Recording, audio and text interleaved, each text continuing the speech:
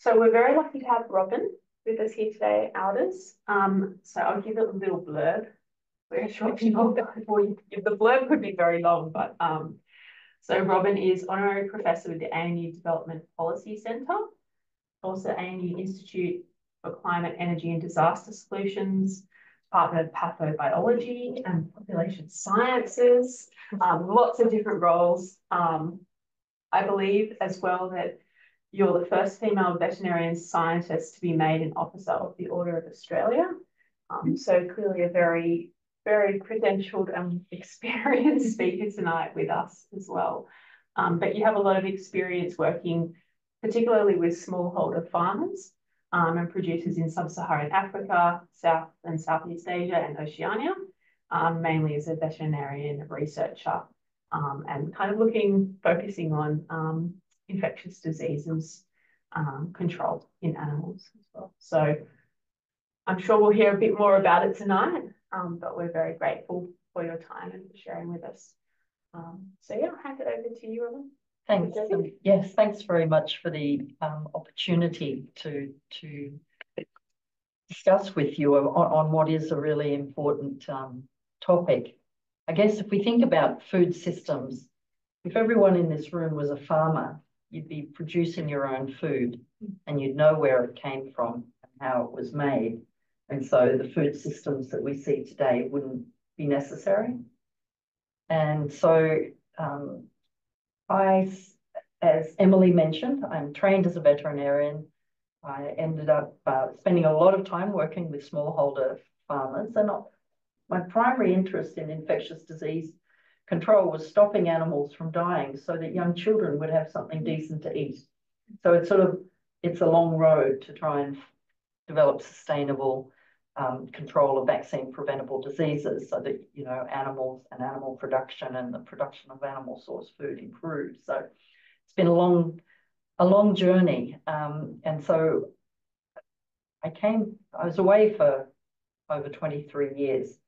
And I came back to Australia in 2012, and I found that it was extremely difficult to engage with my public health nutrition colleagues because we didn't seem to be talking the same language. So trying to figure out how we can actually have a conversation so we're all sort of having a similar, understanding about key issues and trying to figure out how we nourish an increasing number of people on a finite planet. So I'll just take the next, now how do I go forward? That one, no. This one?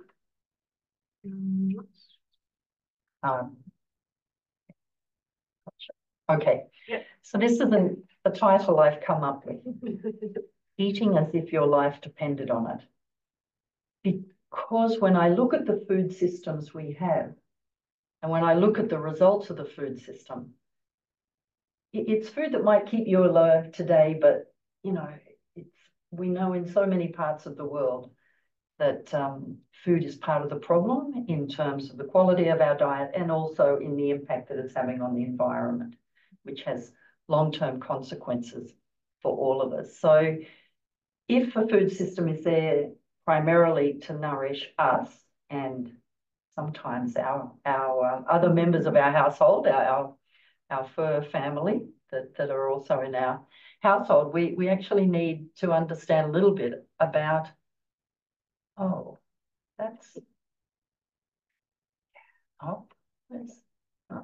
to go back.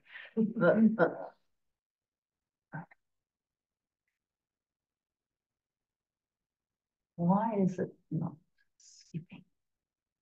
This slide didn't get edited? No. Okay. All right. It's okay. We'll get there. Yeah. Okay, we'll try again. Sorry. So with this next one, what I've got here is just some black and white drawings of different gastrointestinal tracts. So it has stomachs, it has small intestines, and it has large intestines of 4 different bodies. And then up the top, you've got 5 choices. Right. So I want you to match the name of the species with the gastrointestinal tract below. So shall I describe them as you think about it? Yeah. So I'll do it here. So we'll see this one on the left. We've got this is the stomach. Yeah. And this is the small intestine. So you see how long it is?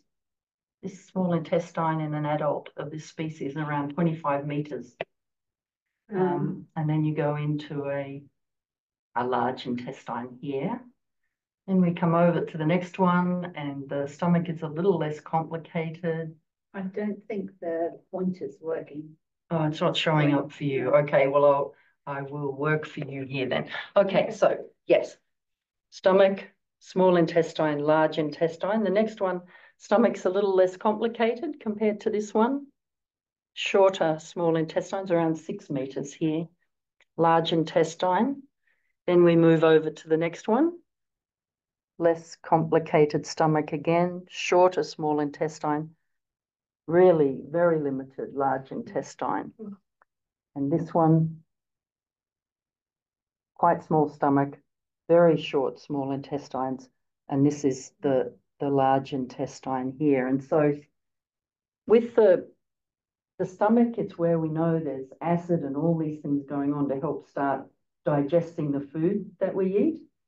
And then when it comes into the small intestines, we're working to absorb that, the different components of the food, and also water. So the water required in each of these species is also different, because the longer our food and drinks spend in our body, the more chance we have to extract the water that we need. So what do we think here? I think that end one is the human. This one here? Yeah. Okay. I thought that too because it had such a large intestine. Here? Yeah. Okay. Sheep may be the first one. Don't they have some sort of Yeah. double stomach or something? Something like that.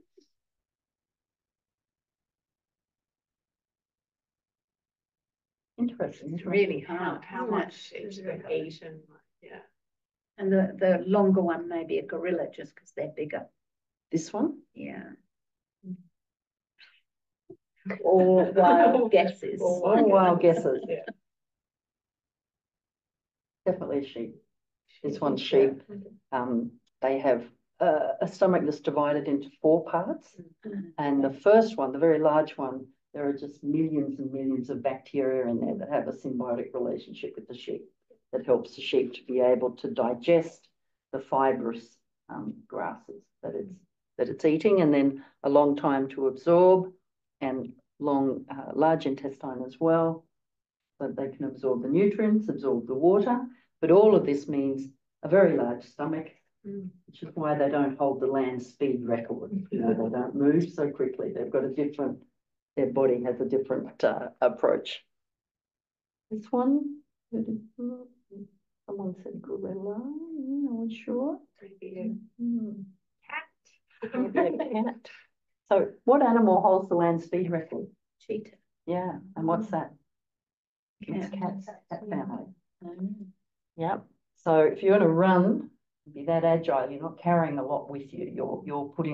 You need lots of energy, you need really excellent muscles, but you don't want to be carrying too much here. So that actually this is cat over here.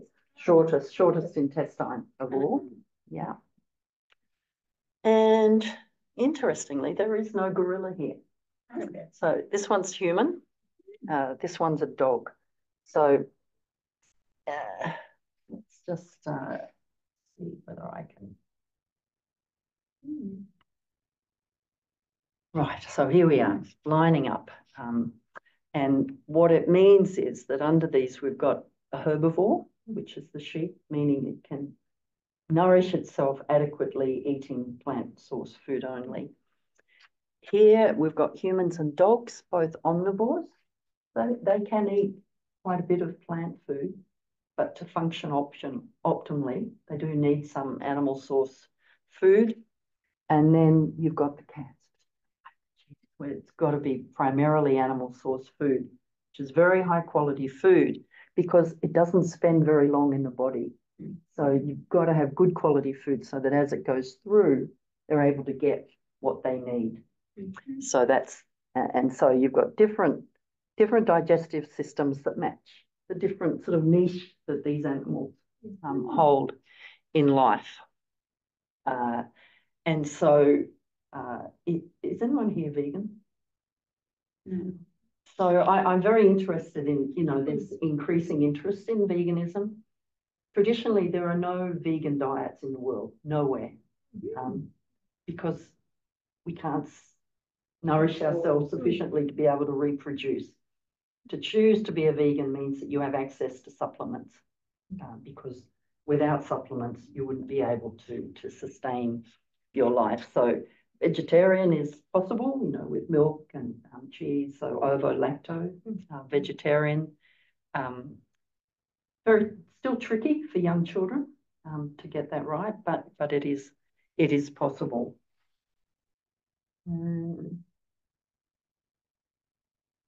Okay, next question. Oh, we can't see on the top. I see. So the top one there, what it says, the question at the top is, which of these species menstruate?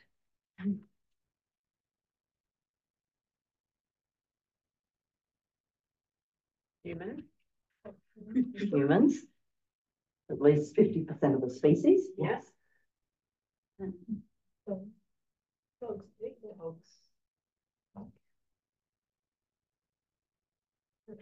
Sure. Nah.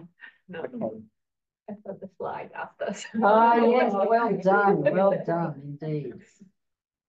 Okay. So in terms of menstruation, of the 4 species here, humans are the only one that menstruate on that sort of monthly cycle. With dogs, you will have heat cycles, but usually it's only, 1 or 2 drops of blood. Same with cats. They'll have heat cycles, but they rarely lose blood externally. And so the difference with the human species is that with the way our reproductive system works, we have very intimate connection between the mother and the baby. And then if you don't fall pregnant, that lining that's there to take care of the embryo is lost on a monthly basis. And with that, you're losing a lot of, you've put in a lot of effort to keep yourself active, everything. So you've got to eat to be able to replace what you're losing all of that time. And interestingly, if you study nutrition, if you talk about things in general, I hadn't realized, but apparently menstruate is a word you don't use very often. I was talking at Sydney Uni once, and there was an American academic in the room, and she's saying, first time I've heard anyone use the term menstruation. How weird. And yet it's intimate, it's an intimate part of who we are as women, an intimate part of our life when we're of reproductive age. And it has a huge impact on what we need to eat and on, think of all the lives before we had the sanitary products we have now that allow us to engage. So it's a really important feature.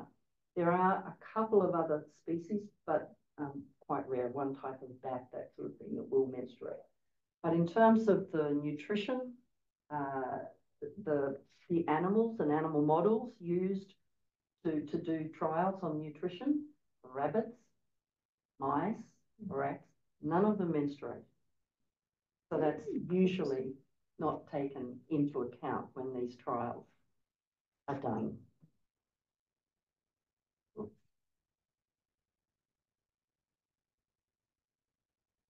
Right, next set of questions. And I'm going to ask you to match the country with their malnutrition rate. So we've got 4 countries: Australia, Mozambique, Papua New Guinea, Timor-Leste. And then we're going to think about under 5 stunting, under 5 overweight, and anemia in pregnant women. And for each of these different types of malnutrition, we have 3 different options. So if we think about under 5 stunting in Australia? What do you think? Low. In theory, low, yes. Mozambique?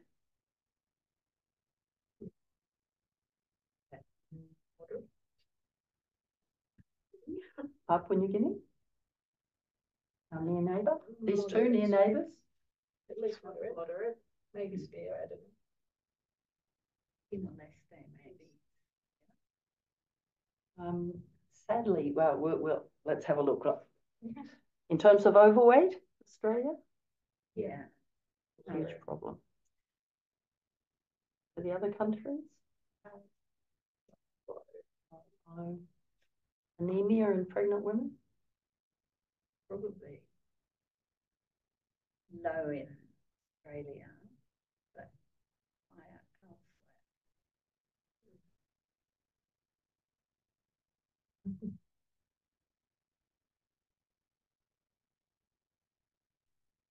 So, Papua New Guinea, Timor-Leste, our near neighbours, have the highest, about the highest rates of stunting in the world. Quite shocking in young children. So every 1 in 2 children in each of these countries are not getting enough to eat, to grow, to be a normal height, have their brain develop, their future and the lives of their family and their community are impacted because they're not getting what they need to reach their potential. And interestingly, we're saying approximately 2% in Australia because apparently in some places we're not getting the records that we used to get from those centres where women would come in and track their children. That's not flowing up through our system right now, is what I'm being told. In terms of overweight, yeah, Australia, head of the pack on this one, which is a concern. And this would be, I assume, in urban folk in PNG, there'd be more of an issue there. Possibly some of the kids that go to boarding school, I'm not sure. And then in terms of anemia in pregnant women, it's a huge problem everywhere, including here in Australia. We're, according to the World Health Organization, at moderate risk of anemia in Australia. And so why have I included this? I've included it to demonstrate that Australia is also a malnourished country and that we probably need to take a deep breath if we're going to think about working with others to say what they should do on their food systems and how they should nourish themselves, given that we don't seem to be doing so well ourselves.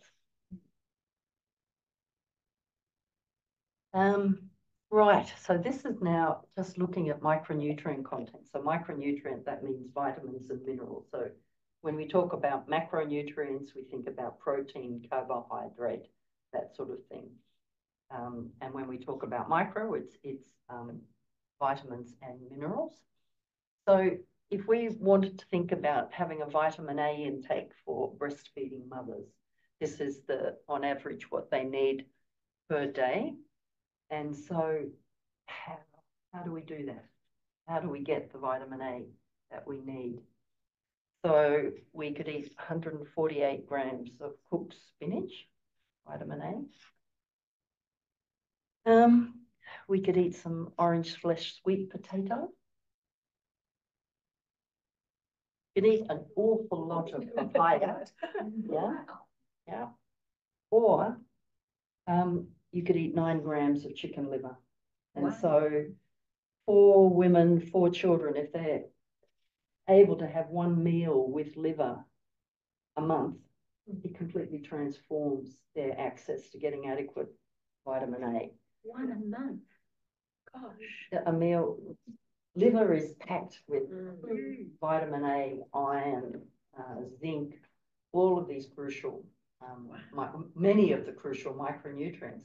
But in Australia, we don't eat offal anymore. At least in many countries, liver, they understand how good it is, but often it goes to the father is the challenge. So you have to share this information. And I believe that if fathers understood how important it was, they'd be more willing to share it, but they're not let into the story about what's nourishing and the impact on children. It's getting better, where nutrition programs are now trying to involve both men and women in those discussions. The last few years I've given it to my dog. But we haven't eaten it ourselves. Yeah, so you can, if you want to look for it, you can get it. There are some fabulous recipes. If you are interested, out of Europe, they have the Italian cookbook called The Fifth Quarter, which just has a wonderful range of recipes on how you take offal and turn it into something yummy. But here in Australia, we just eat the carcass, be it the breast of a chicken or a steak of a cow. And what happens to the rest of it? Our food systems are very inefficient. We love to talk about what we produce, but if you look at the actual nutrient content of what we're producing in terms of some of the key ones, they are going into our pets. It's why I ever wondered why cat food's so expensive. Yeah, really interesting. Okay, now this other one, you can't see the top, is loss of soil organic carbon in Australia. So which type of farming has caused the largest loss of soil organic carbon since colonisation? So you have a choice, either cropping, growing cereals, or having grazing livestock. Gotta be that. I was going to say livestock. You can just do 50-50. You're going to have a deciding vote here. It is. It's what you would think, isn't it, from what we're hearing about livestock being so tough because of methane and that sort of thing. In fact, since colonisation, with cropping, it's lost over 50% of soil organic carbon. That's because the way we crop, with big clearing of land, there's a lot of erosion, and then they use artificial fertilizers to get the crops to grow quickly. Yeah. But they're not, they've taken, if we think of traditional systems, farms always had a few sheep and they'd grow wheat. And the wheat stubble would be eaten by the sheep, and the sheep would drop the manure. And in all sort of rural societies globally, they're usually mixed farming. So you'd grow some crops, you'd have some animals, and so you'd have more recycling of nutrients. But with the way our modern economics is done, where we didn't value the soil, we're starting to learn to value soil and water. But so yes, it's a huge problem, and this is replicated around the world. And particularly the problem in Australia, because we have old soils, that as soon as you lose ground cover, you're losing a lot of that topsoil, and not having that soil organic carbon, which is important not just in terms of carbon capture, but it's what holds the moisture. If you've got more soil organic carbon, you're going to get more moisture retained. And it's also what the bugs in the soil need. It's part of that whole healthy diet for our soil bugs is having that sequestration. So I just put these here because there's a lot of, we don't get full pictures. We get snippets of pictures.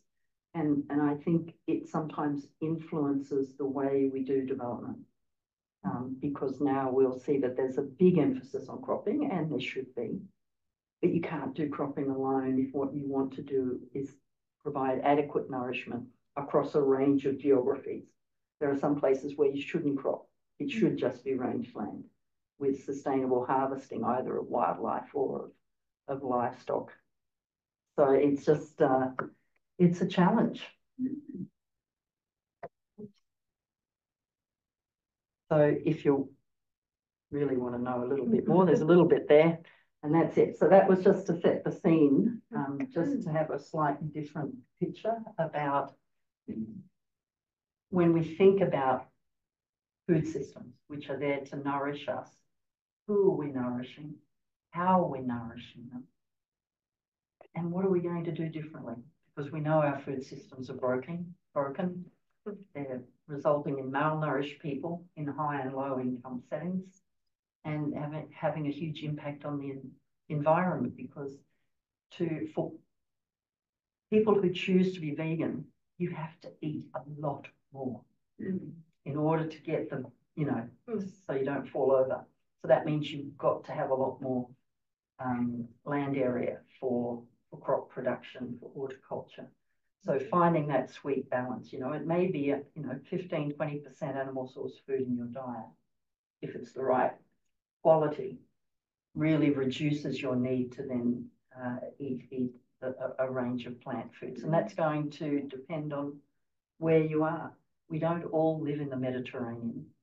And even if we did, the Italian Mediterranean diet is different to the Spanish. You know, the Spanish one is probably closer to what we would have in many parts of Australia, given their environment there.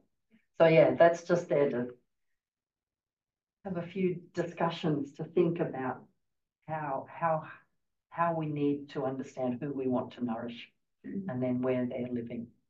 What we can do. So I'm going to stop there. Sure. Did anyone have any questions? I've got some comments, but maybe you can start with the questions. Well, I was just wondering, Robin, you mentioned, like, have you seen, what are the changes that you've seen? Are there any like new things that people are trying to address some of these issues, or do you feel like it's actually the problems are getting larger or different maybe? Different in different places. So interestingly, as a result of COVID, in some parts of the world, people got a lot more excited in local food systems and ensuring that they weren't reliant on these very long value chains to be able to get food in. And that I see as an absolute positive. But in terms of overall impact, in my time, I've seen instant noodles. You can get them anywhere now. Yeah. So it was a very rare sight. They got me through being a uni student here in Australia, but that was probably because I added an egg. Yeah, you know, it wasn't just the noodle. So the private sector is very good at taking products, and because they sit on the shelf forever, you can get them around. So I'm not sure that we're really winning. I'm not sure development may mean well, but unless we've got a good partnership with the private sector that just does penetration and trading pathways so well, I think we still have a way to go. Probably not the answer you were looking for. No, I was just curious over time where you felt the shifts had been. I guess the other thing is an anthropologist friend used to say in the early days of particularly agricultural development and that focus on cropping, it was, it used to be you've got to plant maize, you've got to plant millet, it's got to be in a row, you've got to use fertilizer. And then things sort of fell apart, particularly as fertilizer prices went down, irregular rainfall, all those sorts of things. And then we would go back and say, we have this idea, we should try intercropping, which is what they always did. And we changed them. So, but we never apologized. We didn't say sorry. It was always just us coming with a good idea. Like here in Australia, whereas as colonizers, we didn't understand where we are. We don't, still learning what the systems are that sustain us here. Are we listening better in terms of listening to the communities that we work with? Are we getting more sensible about avoiding that trap? So starting off by saying, what can we do to help you improve your micronutrients and your food? Or, I don't know, help you identify what's changed to make it not such a good really food environment. I think we live in a really tricky time now because we now have most people living in urban environments. Here in Australia, 89% urban. So some of the communities, and they will now, have also been educated through education systems that are often based on Western-oriented materials. So unfortunately, we have a lot of people coming through who have completely lost touch, or if they maintain touch with their traditional practices, it was because of the strength of their culture. But it wasn't always something that they felt free to talk about. So I think we have a way to go, and my approach these days is that if I have to choose an example about what not to do, I try to choose Australia. I think it's very important because within the agricultural area, you'll go to countries and everyone says, oh, Australia, you do dry land farming so well. You've got all of this reputation. And it's what's published in the books. Nobody talks about loss of soil organic carbon, drying soils, huge extinction rates, very high rates of extinction of biodiversity, growing malnutrition in the human population we're meant to be nourishing. We don't talk about that. And I think to have a good old discussion about how we're going to do things differently, it's important for us to own that we're not perfect and that we ourselves need to make changes. So I haven't got an answer to it, but that's just the only way that I can sort of cope with trying to create an atmosphere where people can talk and think about doing things differently, that maybe they don't all want to look like us, which is what television programs or whatever I could suggest you might. I was just going to make a comment about the information. Like I was saying, my daughters who are just teenagers, they're very hungry for the information, particularly about, you were talking about what's the most kind of efficient mix of, say, animals to eat or ways to take protein in. And I have been going on this journey because the oldest one is now vegetarian, but I found that there just isn't really information out there. Like, is it just that, as you say, the commercial interests are overtaking, whether it's government information or media or other channels, or how do we break this cycle of? Very complex, isn't it? Because for big food, your ultra processed food, as in Michael Pollan said in his book, you know, that he's had Twinkies sitting on the shelf there that will probably still be there in 1,000 years, you know. So these ultra processed foods are ideal for industry because you can make them and they virtually have no use by date. Doesn't matter how long they sit there because they're so bad, not even a bacteria is interested in them, you know? Yeah. So, and then when it comes to children that are growing up with Western media, I can't remember whether it was a French vet or a UK vet, but they were telling me that children are now watching cartoons where Kimber the lion, at the end of the story, started to eat insects. So this poor old lion that is an absolute obligate carnivore is projected as an animal that can switch and just eat insects. So there's a lot of misinformation there, and somehow or other we're divorced from biology. That herbivores eat grass, that's what they do. Omnivores, we eat some plant. That's how we evolved. It's what our system is designed for. But somehow or other that doesn't get presented in that way, and particularly for women who are very sensitive and caring, either worrying about their own bodily image or the fate of the world. You know, yes, absolutely, Compel. It's sad. And it just puts so much pressure on young women to eat, to keep others happy or to keep the planet safe. And by doing so, making themselves unwell and having chronic fatigue. It's just not right, and I don't know how we address it. But I think you're my little guinea pigs, because I used to just present that first set of diagrams as this, but then I thought, no, let's just see if people can pick which ones we are, you know, and so just to see if that can start a discussion. Well, so I don't have any answers. I certainly think if particularly the young women, as you pointed out, like if they had more information, then maybe they would make different decisions. So, for example, we're trying to convince so my daughter and her best friend to eat some fish, to have that into their diet. So her best friend has made the accommodation that if her if a father catches the fish in Lake Yucambine, then she'll eat it because she knows it's sustainably sourced. Right. Yeah, and I respect that.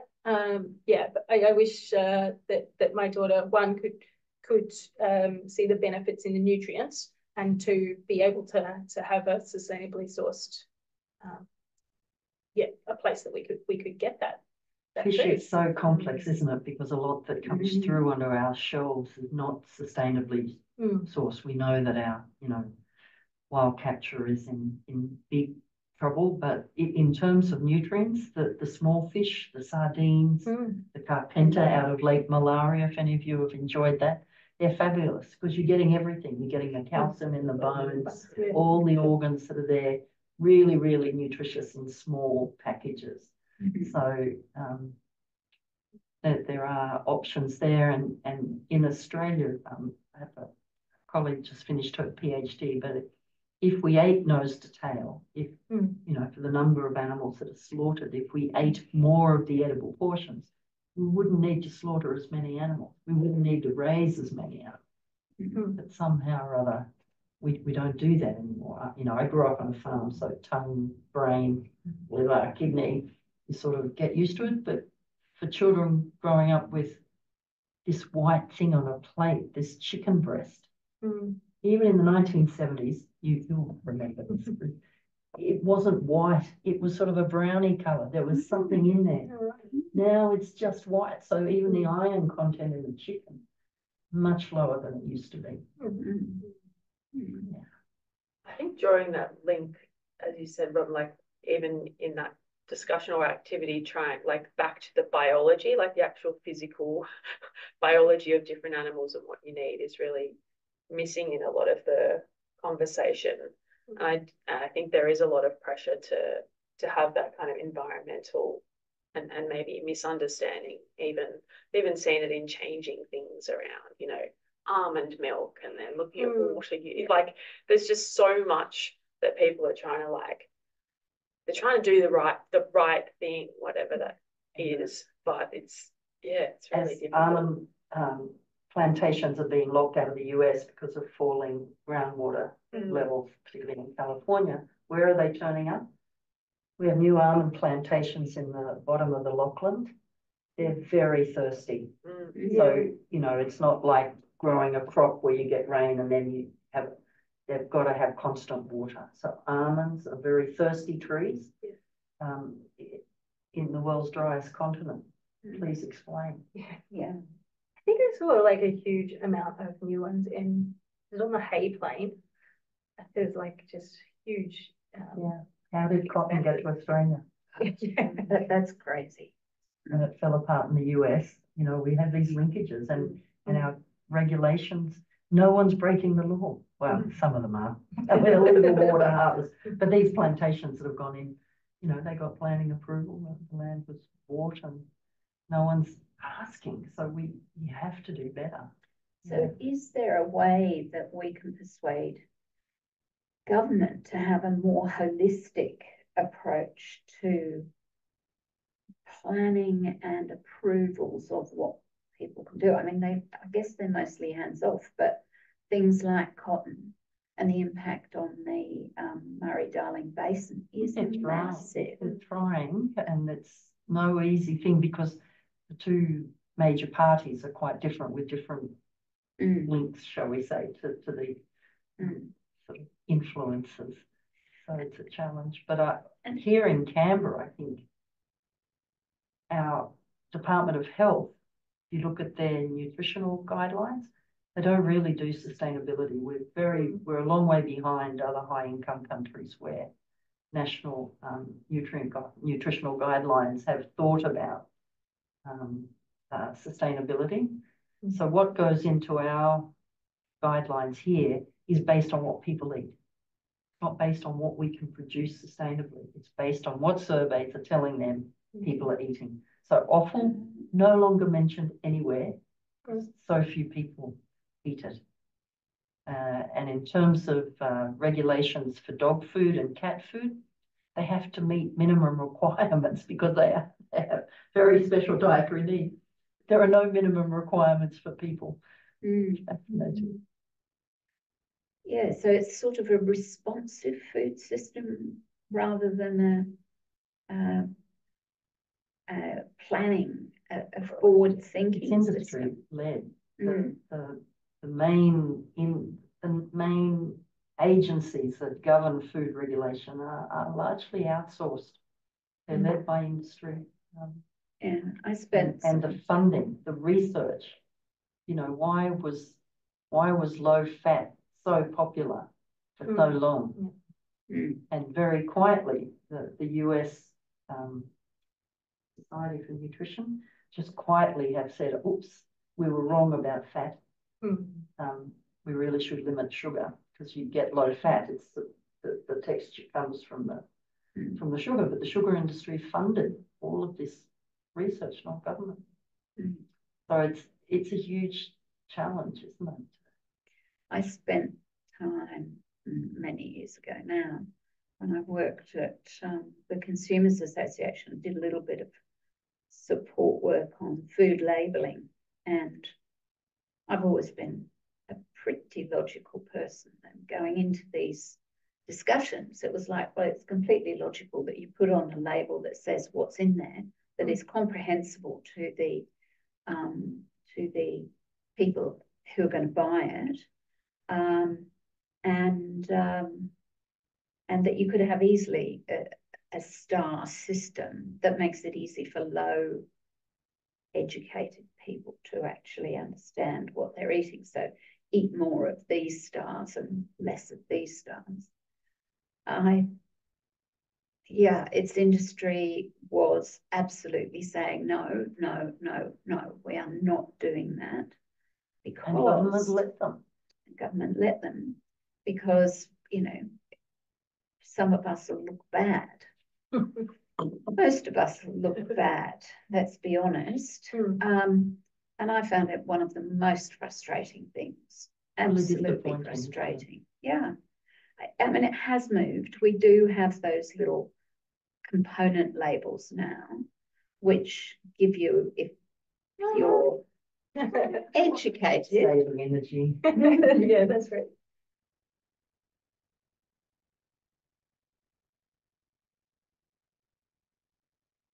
Always disconcerting going into the dark.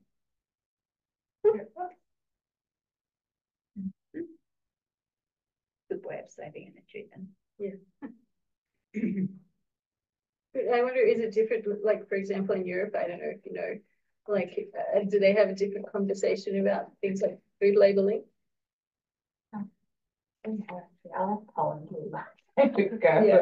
But yeah, no, I thought it was interesting. I remember how when I grew up in Poland, we lived in the city.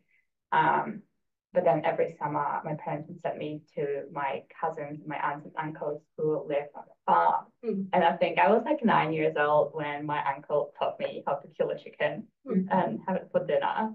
And that was kind of more like, I don't know, it just felt more natural. Like, you know, it wasn't that like weird of an experience to kill a chicken and then have it for dinner. Yeah. Whereas I can't imagine it happening here.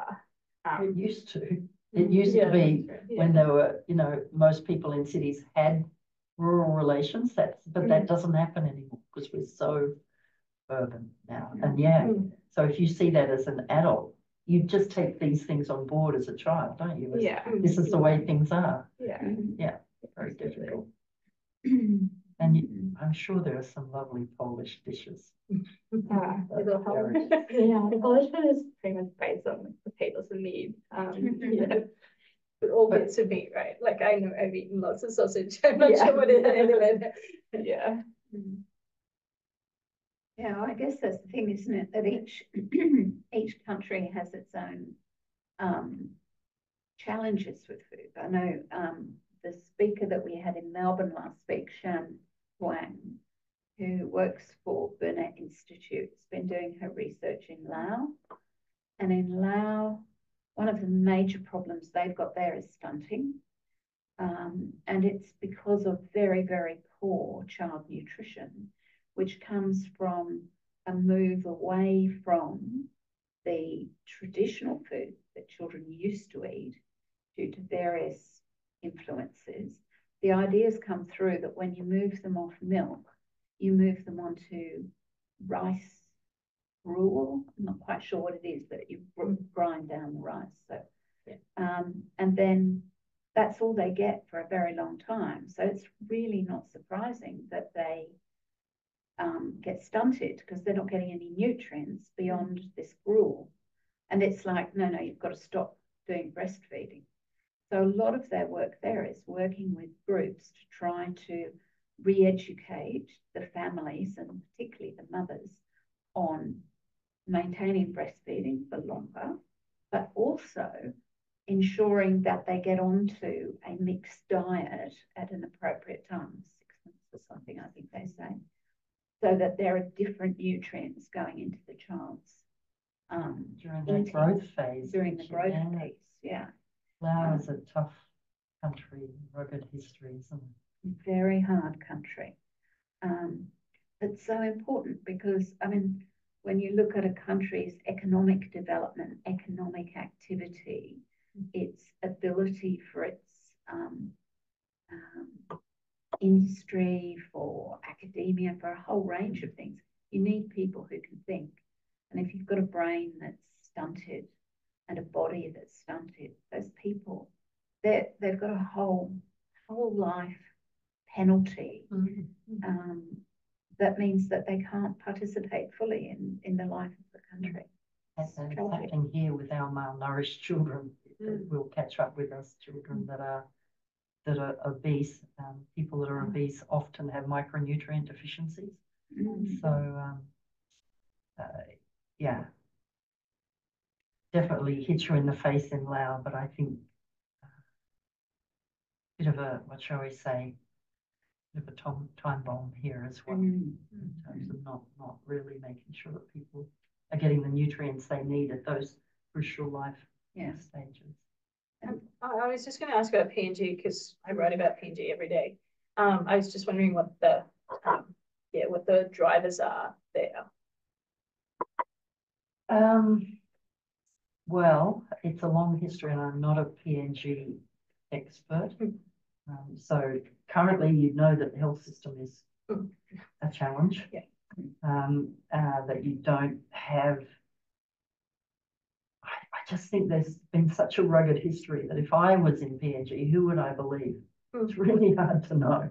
Even here in Australia, I don't know who I'm meant to believe, but there with those histories. So how do you get reliable sources of information? We know with population growth and in some of those areas, the diet has been a problem, and the same for the Pacific. Tricky topic, isn't it, around what people might choose to eat, and sometimes that might be other people or parts of other people, and that's part of just not having the resources you need to get a good diet. And then in PNG, it's not only about diet, from what I understand, but it's the pressure on women. And in many societies, if things don't go well, it's not only that she doesn't get what she needs to eat, which you know, always the last to eat. Everybody else, the husband, the children get the good bits. You get whatever's left over. Also, the burden of being held responsible when things go wrong. So one of the saddest things for me when African swine fever went through, because the women are so important for, you know, suckling these pigs, they would be held responsible if the pig didn't do well. You know, it's just, where do you start? You know, so what, and I don't know how you reconstruct this. I just history of colonization and what we say is so rugged that why would you suddenly decide to believe us now that we think we know what we're saying? So like misinformation, obviously, and not good information. But then I'm assuming like that maybe the small landholders are choosing different crops and animals to raise than they used to. Like that's what I'm interested in. Some change. There are only 2 countries in the world. I do most of my work with village chickens, beautiful indigenous chickens. Yeah, but that's not most of my work. life doing, but it was only 2, maybe 3 countries in the world where the white broiler chicken was seen as most important. That was South Africa, Zimbabwe, and PNG. It's something about this influence of mining and the need to have food, I think, to come through to feed the miners, but it was also seen as the desirable source of food. So PNG is importing food to feed these chickens, hugely expensive, and the price now, if they do make any money, it's simply because they don't charge for their time. So this whole industry that's supplying these day-old chicks, supplying this feed that comes from Australia to raise these birds, and you're not with DFAT anymore, so I can now say that. I went with DFAT. I went with DFAT up there, and it was so bad that I didn't take any photos because it was appalling. The welfare conditions, both for the animal and the people raising these birds, just a really bad cycle. With relying on external genetics, food to be imported to get a product of animals that are just, and then you'd have differing prices. So a dead bird would be worth this much. A bird that looks sick would be a little bit more, and then a healthy bird would be this price. So it's just a perfect system for getting all sorts of things going through the production and the marketing chain. It's just terrible. So I think it is, I don't know how, you just got to find those people in those cultures who have their links to their traditions and have that willingness to grasp and to say, maybe we weren't poor savages. Maybe we did know what we were doing. What did we used to do that we could still do today, even though we've got a lot more people to feed? So it's just got to be people that have that that confidence in exploring their own heritage. And also, I think us being honest enough to say you don't necessarily want to do exactly what we've done. The speakers that we had in Brisbane, they're both food systems type people, and they were talking about Indonesia and they're both Indonesian, and the challenge there is exactly what you're saying, where people have been growing crops, growing food for their family, and that's been fine and good and nutritious. But then outside influences have come in and said, well, no, you don't want to grow that. You can grow this, and then you get more money and you can sell it, and we'll set up the sales bit. And so they stop growing food that is diverse and good for them. And then they start growing food that is just monoculture cash crops. And then the family starts to be malnourished. And while they might have a little bit of money, a lot of that money then goes into healthcare because they're sick. So, so they were saying you've got to look at the whole food system to make sure that people are able to grow what's nutritious, as well as perhaps growing a cash crop too.